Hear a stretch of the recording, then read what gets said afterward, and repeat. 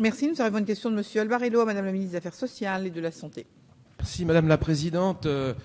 Madame la Ministre, j'ai déposé une question à votre collègue des Affaires sociales et de la Santé. Une question qui a été publiée au journal officiel le 12 mars 2013. Et j'ai observé ce matin, le 30 janvier à 8h23, que je n'avais toujours pas de réponse. Je pense que c'est très très long pour obtenir la réponse. C'est la raison pour laquelle, Madame la Ministre, je suis devant vous aujourd'hui pour vous poser une question orale sans débat. Alors, Madame la Ministre, je souhaite attirer votre attention sur la situation des conjoints survivants de salariés décédés suite à un accident du travail, une maladie professionnelle. Le conjoint, le concubin ou le partenaire pacsé du salarié décédé a droit à une rente viagère égale à 40% du salaire annuel de la victime, si l'union était établie depuis au moins 2 ans à la date du décès. Donc ça, c'est les conditions actuelles. Cette condition n'est pas exigée lorsque le couple a eu un ou plusieurs enfants. Un complément de rente égal à 20% du salaire annuel de la victime est attribué au conjoint survivant s'il est âgé d'au moins 55 ans ou s'il est atteint d'une incapacité de travail d'au moins 50% depuis au moins 3 mois. Alors, Madame la Ministre, j'aimerais connaître les mesures que le gouvernement entend prendre concernant une harmonisation des taux des rentes accordées aux ayants droit qui sont bénéficiaires de rentes versées avant le 1er septembre 2001. Donc j'ai été saisi par une habitante de ma circonscription qui est dans ce cas, et c'est la raison pour laquelle je vous pose cette question. Merci, Madame la Ministre. Madame la Présidente, Monsieur le député, je vous prie tout d'abord d'excuser l'absence de Madame Touraine, qui est actuellement à Strasbourg avec le Président de la République.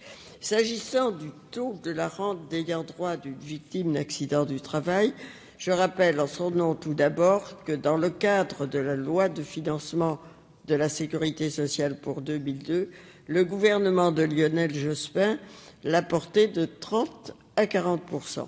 Cette mesure s'est appliquée aux accidents survenus à compter du 1er septembre 2001.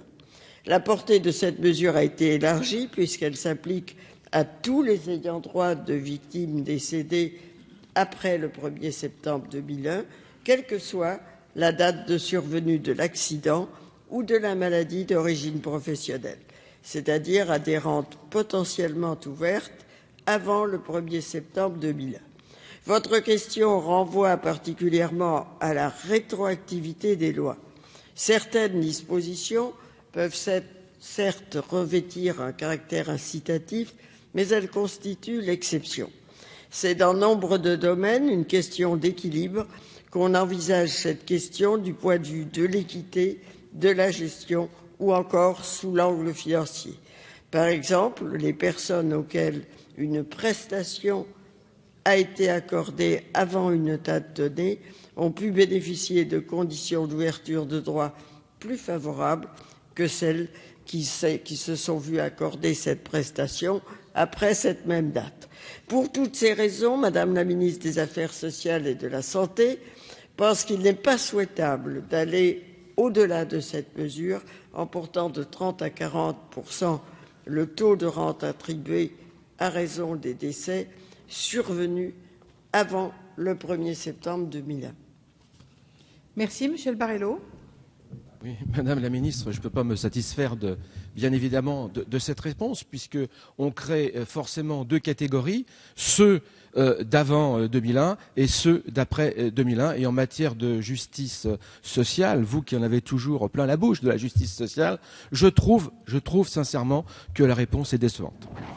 Merci, Monsieur Marlex a la parole pour une question à Monsieur le ministre de l'Agriculture. Monsieur Marlex, je vous prie de m'excuser. Je vais peut-être laisser Madame Delaunay à terminer. Je voudrais la remercier. Et nous attendons l'arrivée de sa collègue pour vous répondre. Donc, on va peut-être attendre que Madame la ministre s'installe de façon à ce qu'elle puisse entendre la question et, par définition, y répondre. On me dit qu'elle est dans les salons. C'est la raison pour laquelle je ne suspends pas.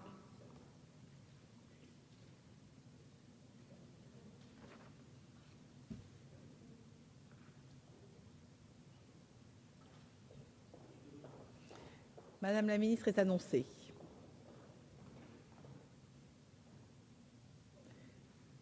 Je vous en prie, Madame la ministre, prenez votre temps.